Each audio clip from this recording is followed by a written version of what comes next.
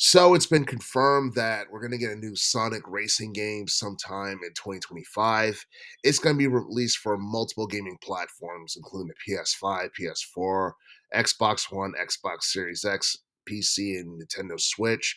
And honestly, I'm surprised that this upcoming Sonic racing game is going to be available for last generation game consoles, considering the fact that the PS4 and the Xbox One both came out around late 2013. So both those consoles are more than 10 years old.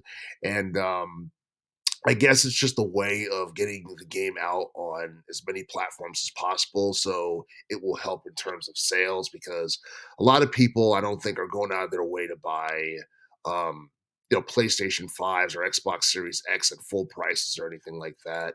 And I feel like this game has a lot of potential to be something that can revitalize the Sonic Racing series because this upcoming game is supposed to have a different developer. Turns out that Sumo Digital is not going to be the developer for this. And Sumo Digital was developer for the previous Sonic Racing games that we've seen over the years, like Sonic and Sega All Star Racing, which came out back in 2010. And then I think we got Sonic All Star Racing Transformed, which came out back in 2012. And I think we got Team Sonic Racing back in 2019. A lot of people feel like those games were really fun, but at the same time, they're not on the level of the Mario Kart franchise in terms of popularity. And I don't think, Sonic Racing series is ever going to be on the level as the Mario Kart franchise in terms of racing in general. But I do feel that there's still a lot of potential with this upcoming game. And by the way, this upcoming game, for those who don't know, it's called Sonic Racing Cross Worlds.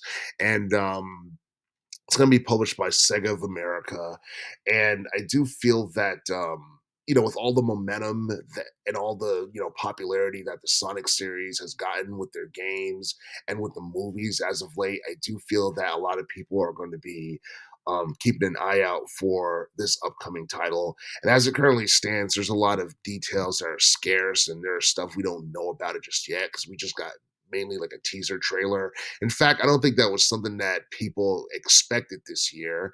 And I do feel like this is a game that if it were released this year, it probably would have stood out more so than if it came out next year because 2024 for the most part was kind of a slog in relation to high profile video game releases. And don't get me wrong, we got some good games this year. We got the Dragon Ball Sparking Zero game, Tekken 8, a Metaphor, Red Fantasio, which I believe won Game of the Year for I guess multiple publications looked at it like it was probably the best RPG of this year. Um, yeah, we got Final Fantasy Rebirth. We got a lot of games that came out this year that were really big that got mainstream attention. But like I said in previous videos, I don't think this year was quite as star studded as 2023 in terms of high profile video game releases. But I do feel that Sonic Racing Cross Worlds is something that people are going to be looking forward to because I feel like right now Shadow the Hedgehog is more popular than he has been since the early 2000s, and hopefully Sega doesn't squander his popularity or momentum in the upcoming year or for years to come, for that matter. I have no idea what the roster for Sonic Racing Cross Worlds is going to look like. Hopefully, they're going to bring back key characters from the older games, like Knuckles and Tails and all of them. I wouldn't be surprised if we got some new characters added as well. And and I just want to know what's going to make this upcoming racing game different from the last ones we've gotten during the teens decade. Because I feel like as fun as the previous Sonic racing games were during the teens decade, it didn't stand out to a point where people went out of their way to play it.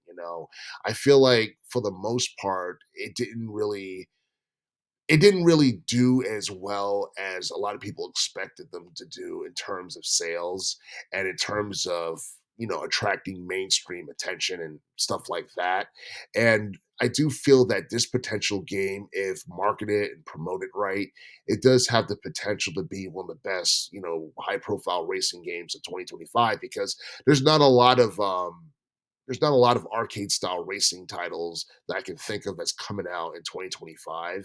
And I do feel that this upcoming racing game has the potential to stand out more so than anything else that we're going to see in 2025 in relation to the racing genre. But we all know that Sonic the Hedgehog in general has been more popular in the action adventure genre more so than anything. But I do feel that like with the